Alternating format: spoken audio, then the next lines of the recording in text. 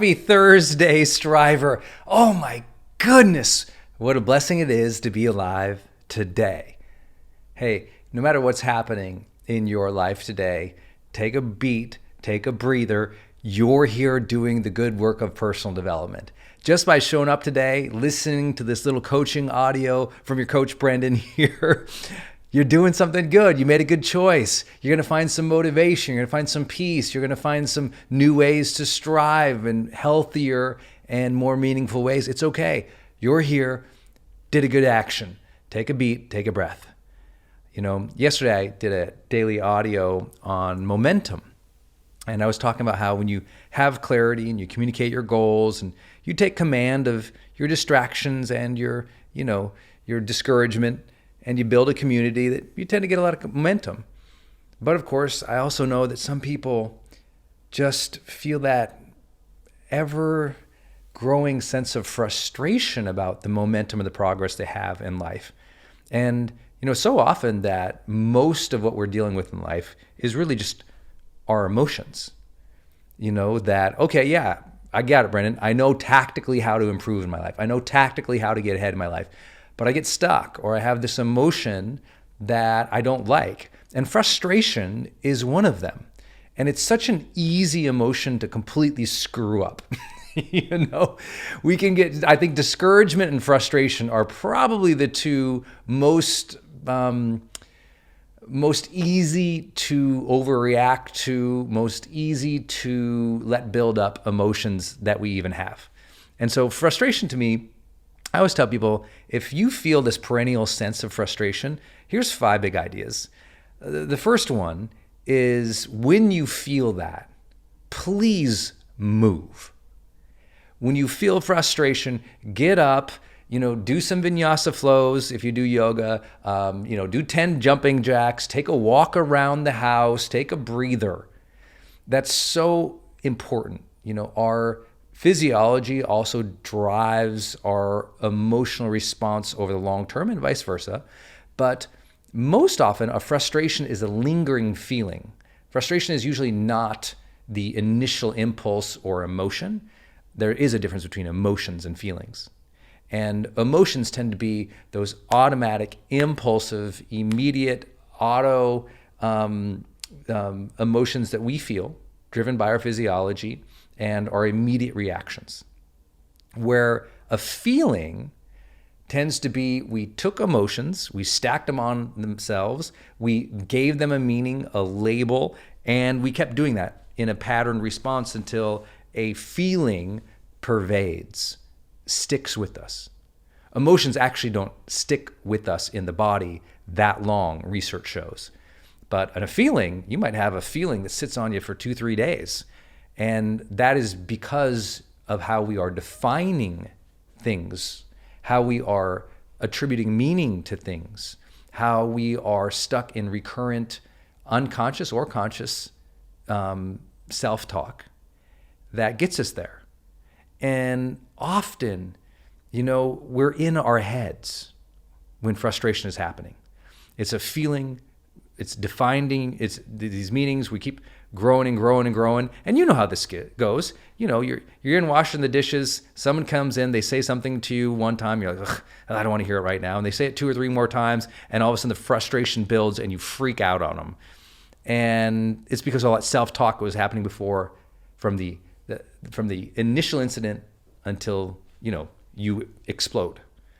And so when you start feeling that gathering force of frustration, move, walk, stretch, deep breathe if you have to. Do some push-ups, do something. And I'm not saying this is the cure, but I am saying it's part of it. It is something that can help you deal with it. And a lot of people these days don't move.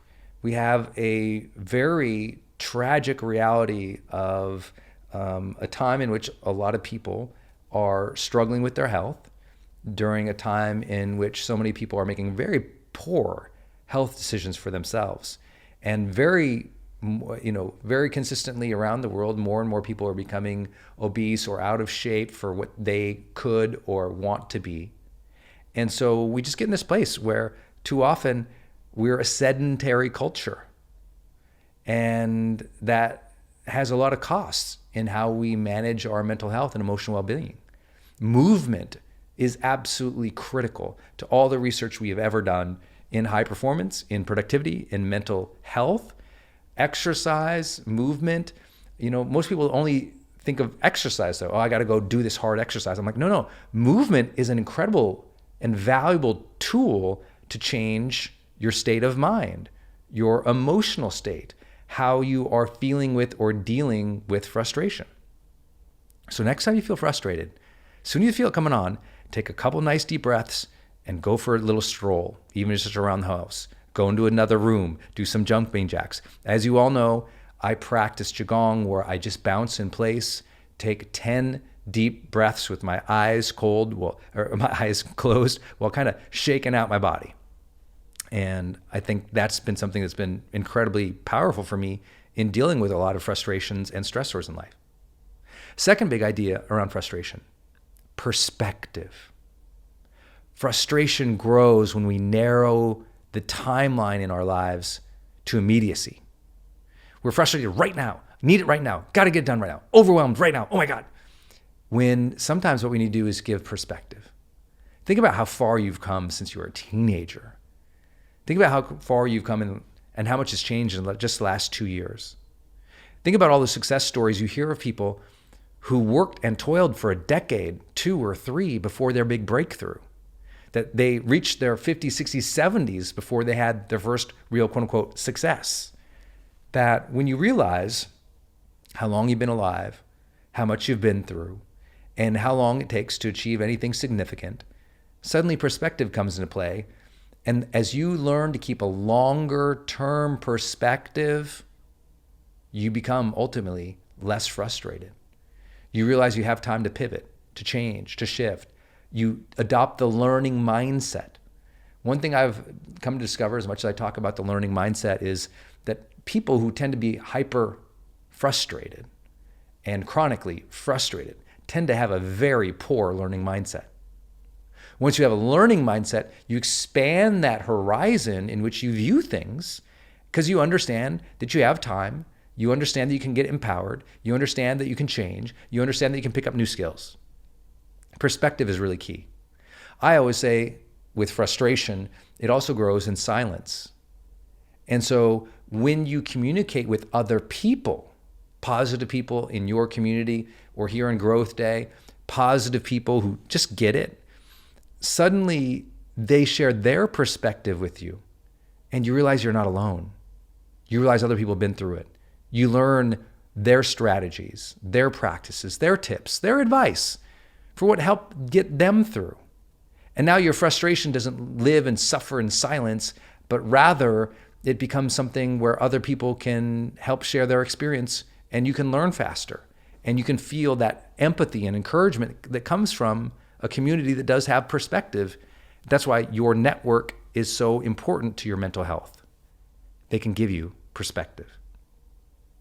Third simple piece of advice is people who experience a lot of frustration tend to manage their day in reaction mode. So I just love to make sure that every single day you've at least written down 3 actions, what we call planning, that you're going to do that day. And you work those 3. You do those 3 every day. Those are the commitments. So there's a minimal viable actions you will do that day. I tell people all the time, try to do them in the morning.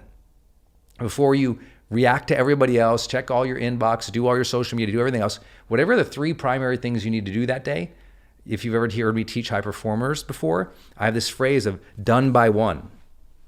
By 1 p.m. in the afternoon, you've done the 3 major actions that you're supposed to do that day.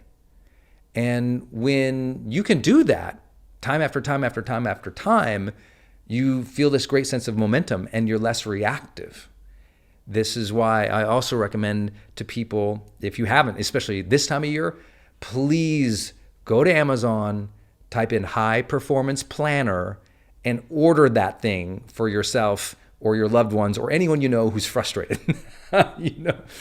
The high performance planner is one of the most successful books I ever created. And obviously it's a scheduling tool, but it's more than that. It helps you track and manage your morning mindset, your evening review, your some of your high performance habit scores, and has your agenda and your priorities and your goals all in one sort of layout. And for those who love GrowthDay, if you like the morning mindset prompts or you like the evening review, you can also write that physically in the High Performance Planner. It's an actual book. So if you pick up the High Performance Planner, I think that will serve you, because what I found, and I didn't anticipate this, because if you know the origin story, I made the High Performance Planner for myself after coaching people, at the $1 million level or above for almost a decade. I realized just how much they worked on that piece of their life, and I wasn't good at it. So we conducted a 2-year-long research study, and the germination of that, the output of that, was the High Performance Planner. Still the most research-backed planner I think that's ever been created. And it really will help you plan better. And there's something about writing it down. Now, as you all know, I use the GrowthDay app and I use my High Performance Planner, because in the morning I like to I'm a physical person. I like to write. And so I like to write out my answers to the morning mindset. I like to write out my agenda, even though my agenda is actually in my Google Calendar. In the mornings, what I do is I open up my High Performance Planner and I open up my calendar and I write down the calendar items in the planner.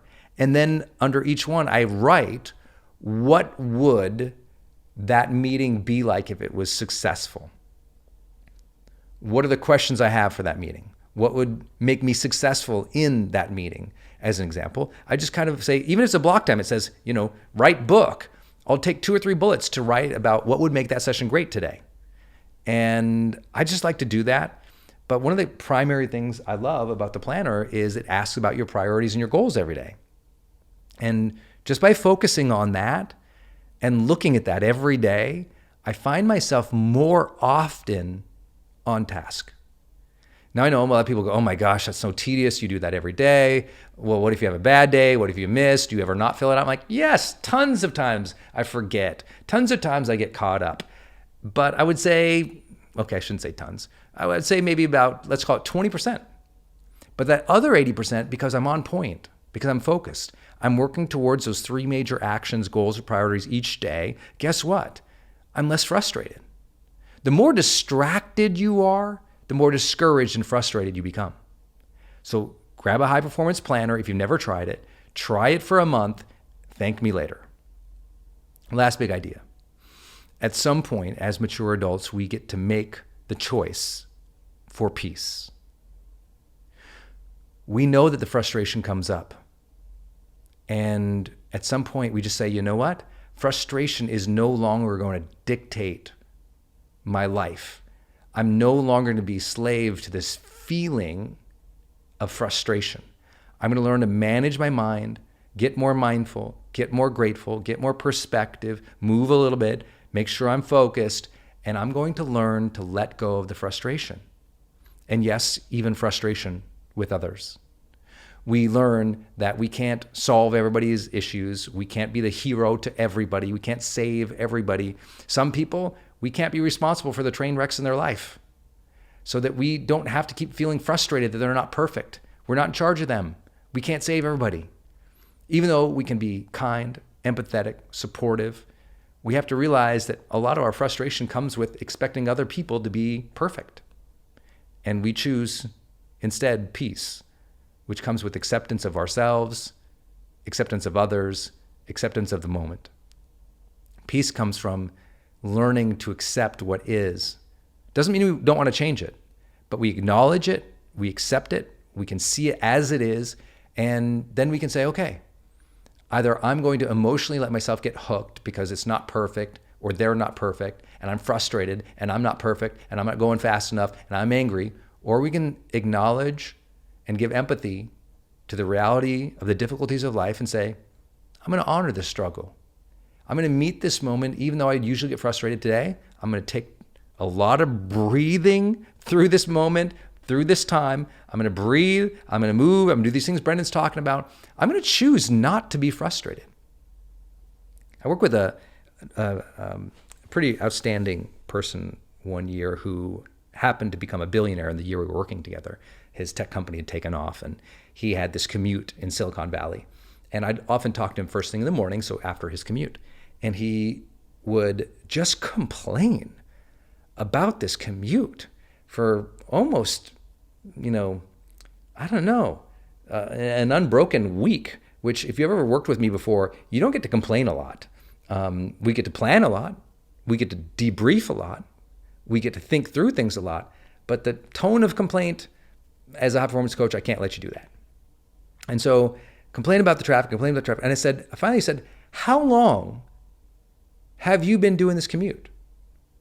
And he'd been doing it for just over 9 years.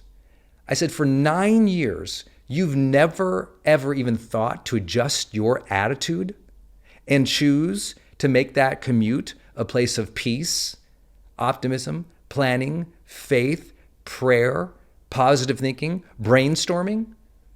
So you decided for 9 years instead that I'm choosing the feeling of frustration every single day for something you know exactly how it's going to go. You know that drive. You know there's going to be delays. You know there's going to be challenges. You know it's going to be bumper to bumper, and you're still frustrated. I just said, if you're still frustrated about something that happens on the regular in your life, that's a sign of immaturity. That's a sign that says, you know what? I'm not going to either A, improve it, or B, improve the way that I perceive it so that I don't have to suffer. See, that's what happens with people with frustration. They don't realize they had that choice. Well, I'm always frustrated about this. Always? This many years, you're still frustrated about it?